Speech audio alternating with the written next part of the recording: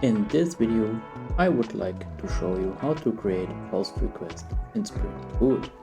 Firstly, what is a post request? A post request is one of the 9 HTTP request methods used in REST APIs. It is used to send information from the client to a server so that it can be further processed or saved there. To do this, the data is packed into a request body and transmitted to the server. Some additional information that can be said about a post request is it is never cached, does not appear in the browser history, and has no restriction in the terms of data length. The request also always receives a response with an HTTP response status code, which it makes it easy to recognize whether the request has reached the server or not. Now I will show you how to program the whole thing. The first thing we need to do is create a controller class.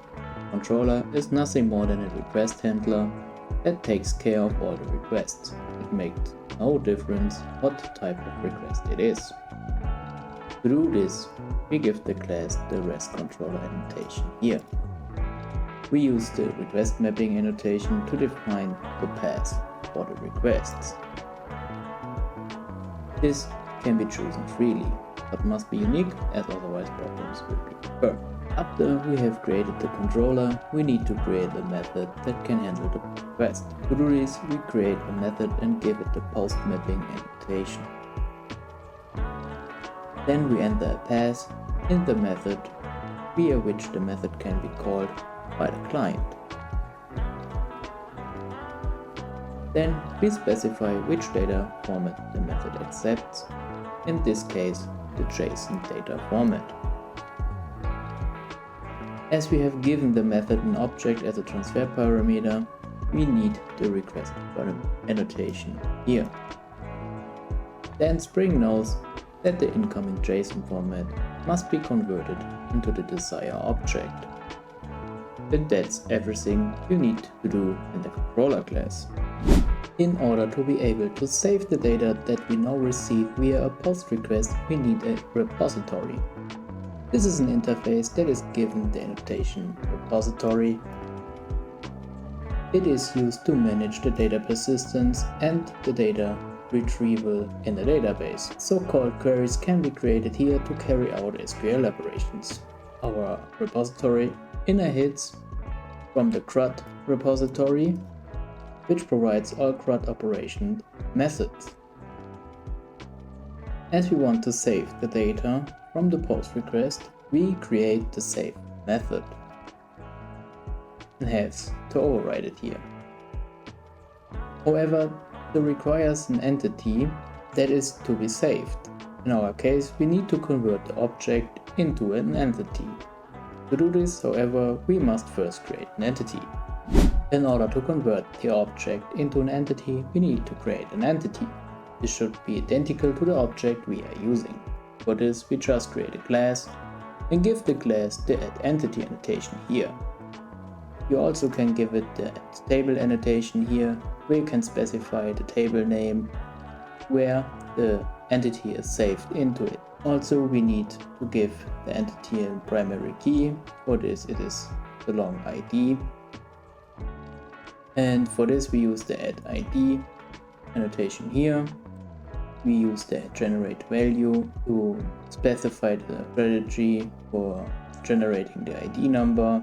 In this case, it's set auto, so Jakarta manage for us the best strategy.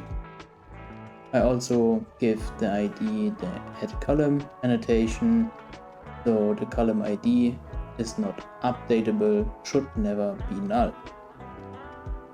In case you have an attribute which is just another object, you need to mark it with the embedded annotation here, so Jakarta knows that attribute in the object is just another object.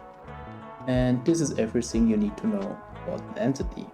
After we created our entity, now we need to use a converter to convert the object to the entity. For this, I created a class called user_converter, which means we convert the user TO to the entity over the method, and I give it a service annotation so we can inject this class into our implementation class here.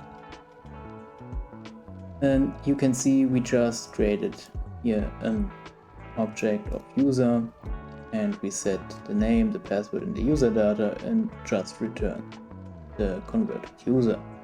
And after I created all the necessary things to send the data from the controller to the database, I can connect all the interfaces and implementation methods.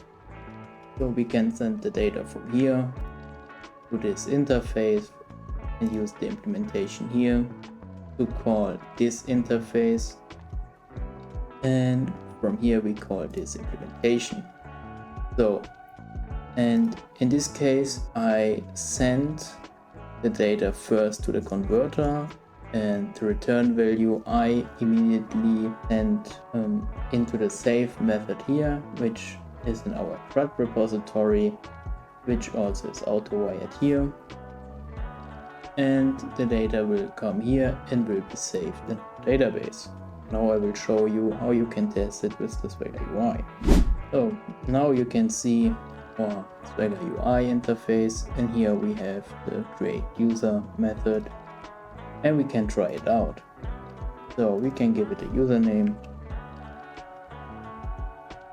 a really strong password, and the other things I will say like this, and then we can say execute. And now we can see we get the response code from the server 200, which means the data is successfully sent to the server and was processed right. And now we can check into our database and check if the data is there, and here you can see it created the ID for us, and here's the data, and that's it. In the next video I wanted to show you how to create a GET request for your application. See ya!